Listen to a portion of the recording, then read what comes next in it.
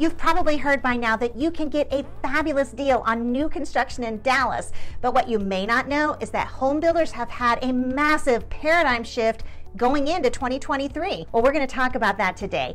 First, we're going to talk about the opportunities that this shift has brought to affordable new construction, and I'm going to show you exactly where you can find these deals. Next, we're going to check out some low-priced hotspots in existing homes that are absolutely exploding right now. And finally, we're going to talk about the elephant in the room. Sometimes people worry that affordable may mean high crime and low school ratings. Well, stick around to the end because we're going to talk all about that. Well, hello, this is Wendy Pennell, and this article by Dallas Morning News really caught my eye. Looking at the title, I was thinking, hey, this sounds like a great video. We can talk about where Dallas builders put the most houses this year. But the more I dug into it, the more excited I got. Because yeah, it tells the highest construction numbers, but it tells an even more exciting story than that. Now, looking back on where new construction has been, in June of 2022, the average sales price of new construction in Dallas was $516,000. Now, that's a great price for a move-up buyer. If a homeowner comes out with $200,000 from selling their home, hey, $516,000 is pretty reasonable. And really, that's where builders were targeting in 2022. They were targeting that move-up buyer and price points like in the $500,000, $600,000, and $700,000 range. Well, imagine my surprise when I checked out the most active submarkets in Dallas and saw that 10 out of the 15 highest concentration of new construction submarkets all had a median home sales price of under $400,000. And that's the median sales price, meaning there are just as many homes priced under that $400,000 as there are above it. New construction has taken a completely different turn since the Fed started raising interest rates. Mitchell Parton explains that there is simply lower demand in communities aimed at buyers moving up from a starter home. So while new construction used to be geared towards move-up buyers, that just isn't working for builders anymore. Current homeowners, the ones who would be the move-up buyers, well, they're comparing today's 6% interest rate to the 3% they have with their current home, and they're saying no thanks, right? They would rather stay put than to switch from a 3 to a 6% interest rate. So the move-up buyer has pretty much, just vanished. So we're seeing in Dallas this massive paradigm switch. The move-up buyer is nowhere to be seen. So now this incredibly exciting shift has taken place to where they're focusing on the first-time buyer with more affordable homes. People, it is about time. Now, as you look at this chart of those most active submarkets, you can see the affordability all-star is Kaufman County with a median price of just $324,000. I took a look at new construction in Kaufman County, and get this, I found brand new construction listed for as low as $212,000.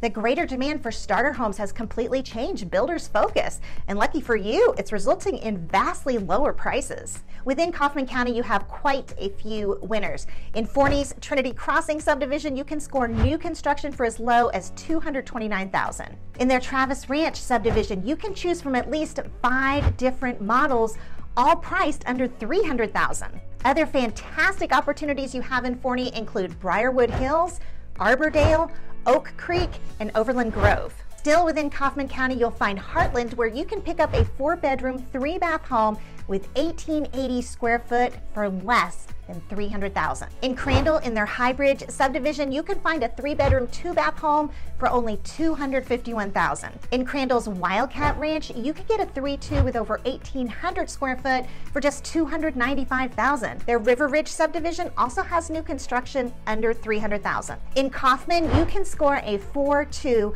with almost 1,800 square foot for $295,000. So are you getting the idea here that there are some great prices in Dallas right now? But suppose you want to be a little closer to the action in North Dallas. Well, lucky for you, we have Royce City. Their Waterscape subdivision has homes beginning at $298,000. You can find dozens and dozens, if not hundreds, of homes all under $350,000 in their Parkside Village, Amber Grove, DeBerry Reserve, and Veranda subdivisions. Further north and within a half-hour commute to Plano, you have Princeton.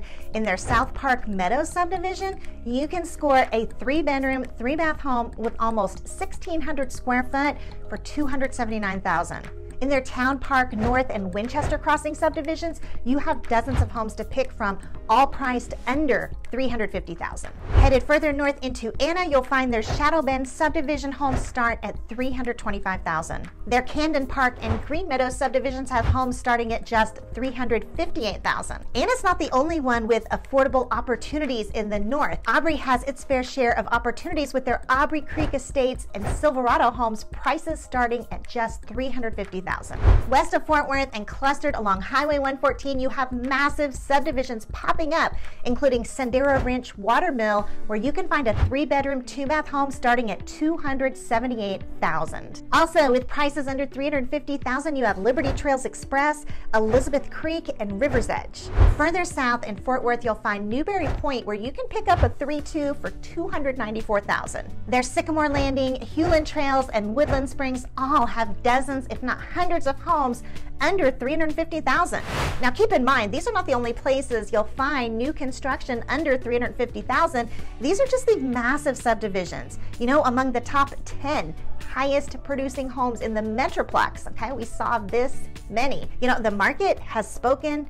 Home buyers need more affordable homes, and Dallas builders have been listening. Well, that gives you an idea of new construction, but what about existing homes? Well, I'm glad you asked, because like I said, we're gonna take a look at Dallas's most affordable hotspots. Bill Hethcock from the Dallas Business Journal mentions that prospective buyers hunting for the most affordable homes in DFW are well served to look to the southeast. He says even with the sharp ascent in home prices in the last 2 years, cities such as Forney, Terrell, Lancaster, Seagoville, Ferris, Hutchins, and Wilmer offer relative bargains.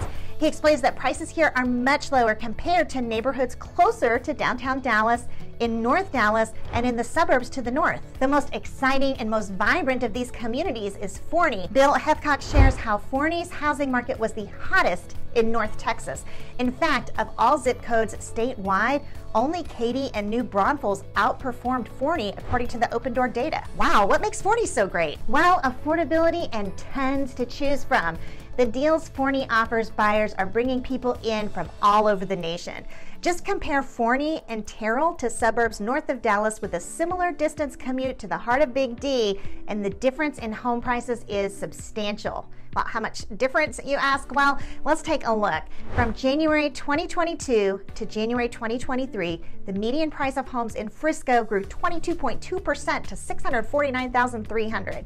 The median price in Prosper grew 19.7%, $825,400 in the same period. And in Little Elm, the median price grew 22.8% to $429,800, according to Netris. Now, that means a buyer of a median-priced home in Forney would pay anywhere from $465,000 to $70,000 less than in those northern Dallas suburbs. And it's not just Forney.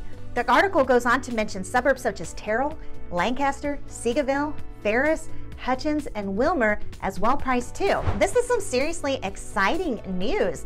We're talking both new construction and existing construction in Dallas are finally giving some affordable options. All right, well, let's go ahead and talk about the elephant in the room. I know you're probably thinking, you know, Wendy, what about crime and school ratings? If an area is affordable, won't it be more likely to have high crime and bad schools? Well, that can be true sometimes, and you can also run into affluent areas that struggle with crime. Well, thankfully, the tools exist so you can feel confident in your home search.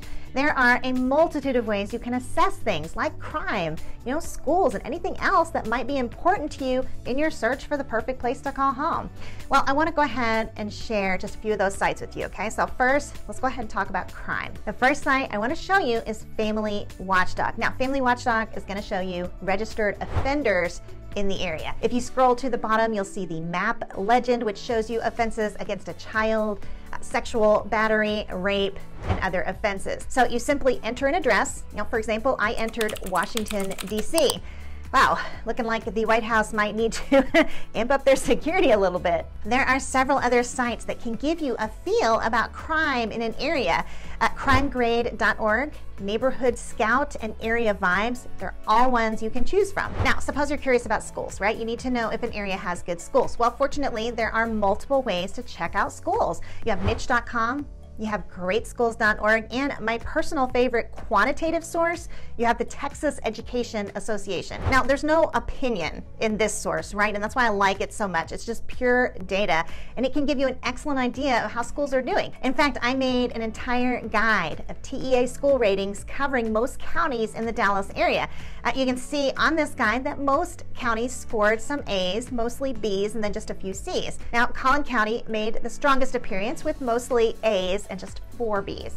Now, if you're an absolute data junkie, you can check out the TEA's website for a full spreadsheet analysis that will give you all the school information you need and a little bit more besides. The third site I want to mention to you is World Population Review. Now, this site is loaded with like some incredibly annoying ads, but in between those ads is an absolute motherload of information. Now, say for example, you want a suburb that's stable and not growing, or you want the opposite. You want a suburb that's exploding in growth, so you'll be sure to find new construction. Well, you can find that out here. For example, check out Midlothian's growth curve compared to Plano's, okay? Midlothian is growing at a rate of 4.43% annually, whereas Plano is a mostly landlocked city with older homes, right? So it's growing at a rate of 0.88%. So where do you think you're gonna find more new construction? Well, yeah, Midlothian. And where might you find towering trees? Well, in an established suburb like Plano. You see how helpful this site can be? Now, say you'd like a suburb that has mostly homeowners, okay? Folks that put down deep roots and stay a while. You like that idea. Or say you plan on renting and you'd like an area where you can find plenty of selection. Well, you can find that out here as well. In fact, let's compare Midlothian to Denton, okay? Midlothian has a home ownership rate of 80.1%, whereas Denton has a home ownership rate of 50%, okay? Denton is a big college town, so that's very logical. But again, it gives you a good flavor of the suburb. Now, say you want to know if a suburb has mostly families or is a vibrant single scene. You want to know if there are going to be plenty of sports and activities for your kiddos, or you want to know whether there are going to be plenty of bars and comedy clubs, right? Well, World Population Review can tell you how many people are married and how many people have kiddos. Now, the cool thing about World Population Review is it can help you visualize a suburb using criteria you may not have even thought to check, okay? So here's an example. Would you have thought to check population density to figure out how crowded a suburb will be? Well, probably not, but World Population Review can show you that. This is just an excellent site where you're trying to get information about a suburb. Now, I realize could be that you're still caught up in the big picture, right? You're not ready to zone in on just one suburb, okay? You're wanting to know when the entire market's gonna crash so you can get a deal anywhere you look. Well, lucky for you, we talk about that in this video, which you may want to check out next. In the meantime, Wendy out.